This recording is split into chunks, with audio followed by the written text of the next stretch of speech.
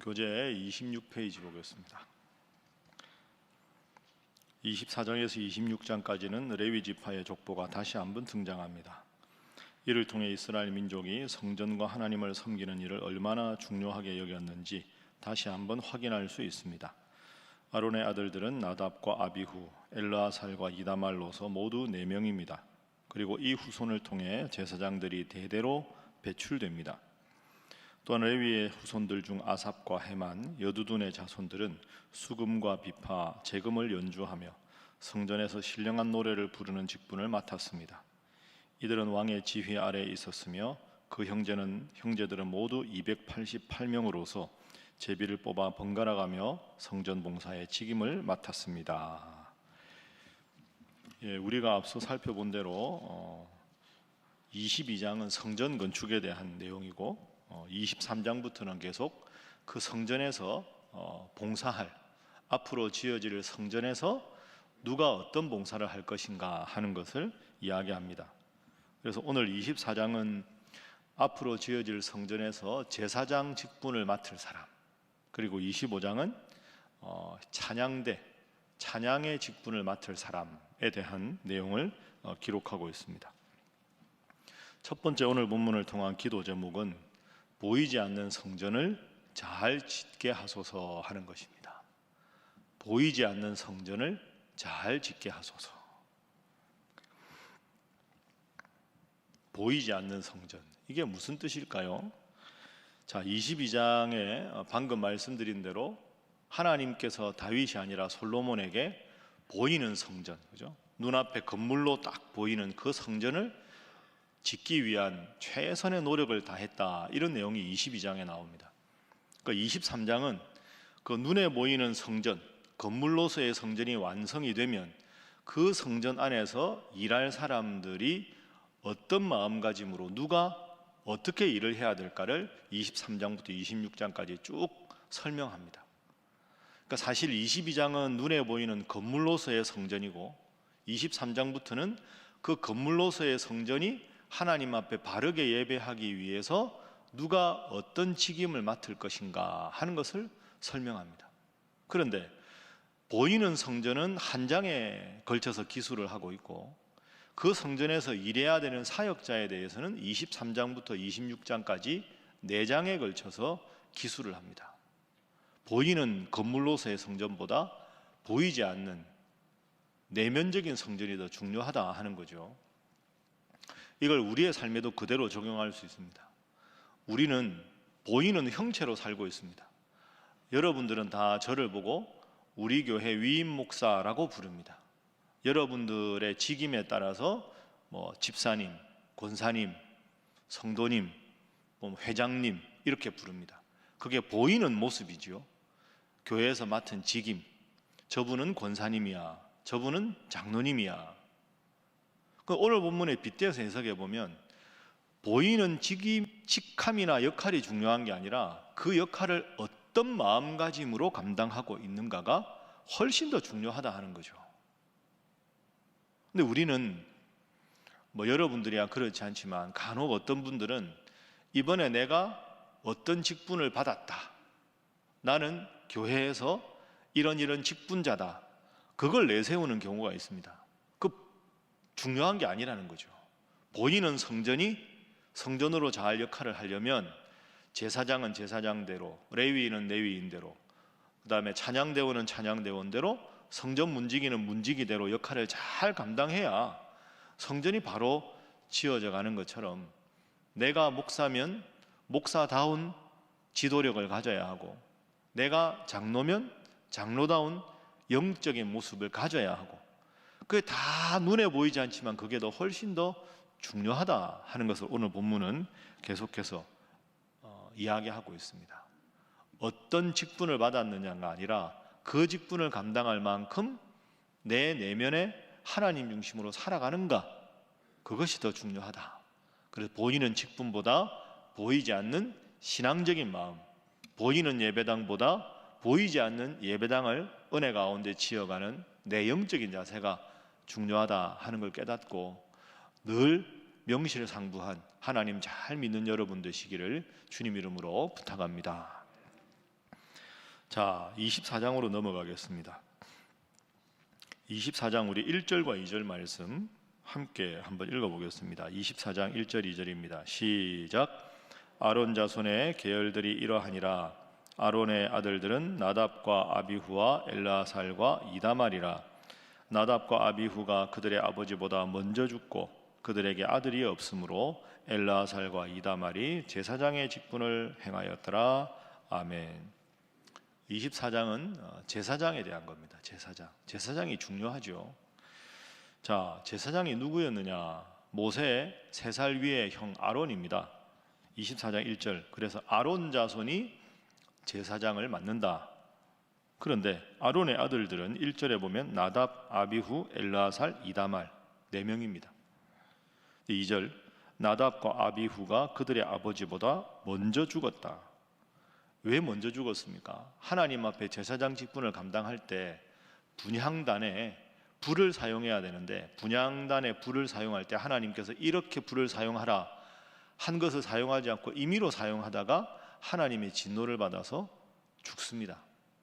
그 2절이 그 말이죠. 아버지보다 먼저 죽고 그들에게 아들이 없었다. 그래서 엘라살과 이다말이 제사장의 직분을 행하였다.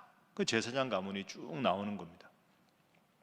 아론은 어떤 사람입니까? 모세의 형이긴 한데 우리가 잘 아는 대로 아론 하면 제일 먼저 기억에 나는 사건이 그 모세가 십계명 2돌판을 받으러 시내산에 올라갔을 때 백성들이 모세가 더디 내려옴을 보고 불안해서 아론에게 자꾸 부추기죠. 우리를 앞으로 인도할 신을 만들어라. 그러니까 아론이 어떻게 합니까? 너희들 다 금은 뱀을 가져와라.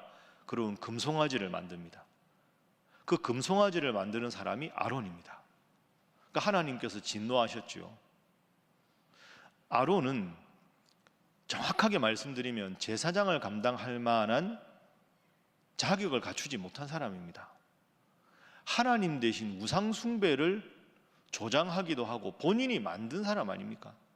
아론은 제사장을 할 만한 자격과 직분을 감당할 만한 능력을 가진 분이 아니라고 보는 게 맞습니다.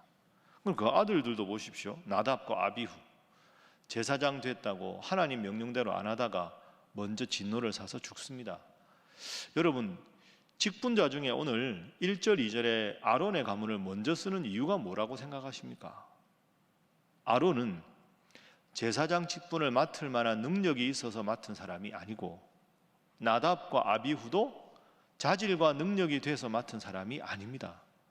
이게 오늘 우리로 연결시켜 보면 우리가 다 직분을 맡은 것은 내가 자격이 되고 능력이 되어서가 아니라 모든 것이 하나님의 은혜로 된 것인 줄로 믿습니다. 그게 오늘 본문의 가장 중요한 교훈입니다. 누구는 문지기가 되고 제사장이 되고 찬양대원이 되고 제사장이 되고 이 모든 것은 다 하나님의 은혜지 이 사람들이 훌륭한 자격을 갖추어서 된 것이 아니라는 거죠. 그래서 오늘 본문의 2번째 기도 제목은 그저 써주심에 감사하게 하소서 하는 것입니다.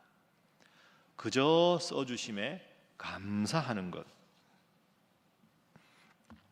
내가 능력이 있고 내가 실력이 있어 된 것이 아니라는 겁니다. 다 하나님 은혜입니다. 아론도 그렇고 모세도 그렇죠. 모세도 40년 동안에 바로의 궁전에 살다가 그 살인죄를 저질러서 미디안 광야에 가서 이름 없는 목동이 되지 않습니까? 그리고는 80세 때 하나님의 부름을 받습니다. 그러니까 하나님께서 모세를 들어 쓰시려고 봤을 때 80년 동안은 모세가 준비가 안 된 겁니다. 그 80년 후에 하나님이 부르시는 거죠. 그것도 하나님의 은혜입니다. 다 성경의 인물을 보면 훌륭한 자격을 갖추어서 감당한 사람이 한 명도 없습니다. 다 그렇습니다. 다윗도 그렇고 다윗도 인구조사 해가지고 7만 명이 죽지 않습니까? 왕의 실수로 7만 명의 백성들이 죽는다. 요즘 같았으면 이 사람이 지도자 노릇 하겠습니까? 아들이 반역을 일으킨다. 아버지가 얼마나 못났으면 한 명도 하나님 앞에 자격을 갖춘 사람이 없습니다. 하나님 은혜로 하나님이 주셨을 때 그 은혜 순종하고 겸손하게 잘 감당하느냐, 그 은혜에도 불구하고 교만하게 행하느냐, 그 차이가 있을 뿐이지 자격을 갖춘 자는 한 사람도 없다. 오늘 우리도 마찬가지죠. 저나 여러분이나 무슨 자격이 있어서 우리가 하나님을 믿고 직분을 맡았습니까? 모든 것이 하나님의 은혜인 줄로 믿습니다. 그 고백이 우리 모두의 평생의 고백이 되어야 합니다. 그래야 늘 감사하죠. 은혜에 감사하면 겸손할 수밖에 없습니다. 근데 은혜에 감사하지 않으면 교만하기 십상입니다. 그러니까 은혜와 겸손은 쌍둥이입니다. 은혜입니다, 은혜입니다 하는데 교만할 수 있겠습니까? 은혜이기 때문에 겸손한 거죠. 은혜가 아니라 내 능력을 생각하면 교만하게 됩니다. 이번에 우리 교회에 이제 세 분의 부목사님들이 오셨습니다. 제가 이제 부목사님들 처음에 근무 시작한 게 지난주 금요일 아닙니까? 이제 구역 연합 모임하고 끝나고 오후에 제가 이제 모든 부목사님들하고 이제 당회실에서 회의를 했습니다. 기도하고 이제 앞으로 이렇게 하십시오. 제가 그렇게 할 때 모든 부목사님들께 아주 중요한 여러 가지 교구 사역, 가정 사역, 목회 사역, 그 다음에 동역자 관계 이렇게 쭉 나누어서 제가 하고 싶은 이야기를 쭉 위임 목사로서 했는데 그 중에 하나가 이런 걸 강조했습니다. 하나님은 현재 충실한 자를 반드시 상 주시고 쓰시는 분이다. 그런데 현재 충실하지 않으면서 미래를 자꾸 도모하려는 자는 어리석은 자다. 이게 교회로 연결시켜 보면 하나님이 지금 나에게 주신 교구, 하나님 지금 나에게 주신 위원회, 하나님 주신 줄 알고 최선을 다해 감당하다 보면 하나님께서 때가 되면 미래도 열어주시고 진로도 열어주시고 길을 열어주시는 거지, 여기 있으면서 현재 충실하지 않고 자꾸 미래 내가 이걸 할까 저걸 할까 미래를 위한 디딤돌로 현재 사역을 생각하는 것은 매우 어리석은 행동이다. 그리고 또 하나, 저분은 참 잘하는데 운이 없어서 안 풀린다. 저분은 내가 보기에 별론데 진짜 어떻게 저렇게 잘 풀리지? 그거 아니라는 겁니다. 제가 보니까 그게 아닙니다, 여러분. 우리가 보기에 저분은 좀 별론데, 예를 들어서 제 제자 중에서 지금 큰 교회 담임 목사님 되는 분들이 있을 거 아닙니까? 야, 저 친구 참 운이 좋다. 누가 그렇게 말하면 저는 속으로는 반대합니다. 그거 아닙니다, 여러분. 그분은 하나님 앞에 정말로 쓰임받을 만한 아주 훌륭한 점이 있어서 하나님이 그 자리에 놓으시는 거죠. 저분은 참 잘하는 게 많은데 왜 저분은 뭐가 저렇게 안 풀릴까? 그게 아닙니다. 우리가 보는 관점이 아니라 하나님이 보시기에 참 훌륭한 것 같지만 하나님 앞에 반드시 본인이 해결해야 될 점이 있기 때문에 하나님은 그 점을 눈여겨 보시는 거죠. 그럼 우리가 해야 될 일은 뭐냐? 오늘 주신 하나님의 은혜에 감사하면서 오늘 내가 해야 될 일에 최선을 다해서 하다 보면 오늘이 하루가 쌓이고 이틀이 쌓이다 보면 하나님이 정하신 때 하나님의 방법으로 풀어가는 거지, 현재에 집중하지 않으면 안 되는 겁니다. 그럼 저를 예를 들어 볼까요? 저한테 현재 제일 중요한 게 뭡니까? 저한테는 신일교회 담임 목사라는 역할입니다. 지금 저한테 제일 중요한 건 신일교회 담임 목사인 거죠. 그러면 제가 여러분들과 새벽에 이렇게 말씀 나누니까 새벽기도 준비 열심히 하고 주일 설교 준비 열심히 하고 목사님들과 좋은 관계를 가지고 교회가 하나님 앞에 바로 서게 하는 것, 그게 제 관심이 돼야지. 그 관심 외에 다른 관심, 내가 교수 출신인데 강의를 더 해야 되니, 그 하나도 중요하지 않습니다. 하나님이 목회자로 부르셨으면 목회 열심히 하는 것이고, 하나님이 야, 너 이제 이거 공부 좀 더 하라 하고 기회를 주셔서 글을 쓰게 하는 기회를 주시면 그때 가서 글 한 편 쓰면 되는 거지. 제가 신일교회 담임 목사인데 교수직에 미련을 두고 다른 게 관심을 두고 그러면 제가 어떻게 여러분 앞에 목회하겠습니까? 그건 제 태도가 아닌 거죠. 바람직한 태도가 아닙니다. 여러분이나 저나 이 자리에 오늘 새벽에 있는 것 자체가 하나님의 은혜인 줄로 믿습니다. 하나님께서 주신 은혜로 이 자리에 왔으니 어떻게 하면 내가 하나님께 더 영광을 돌릴 것인가, 그걸 생각하는 것이 바람직한 것이다. 그게 오늘 본문의 두 번째 기도 제목입니다.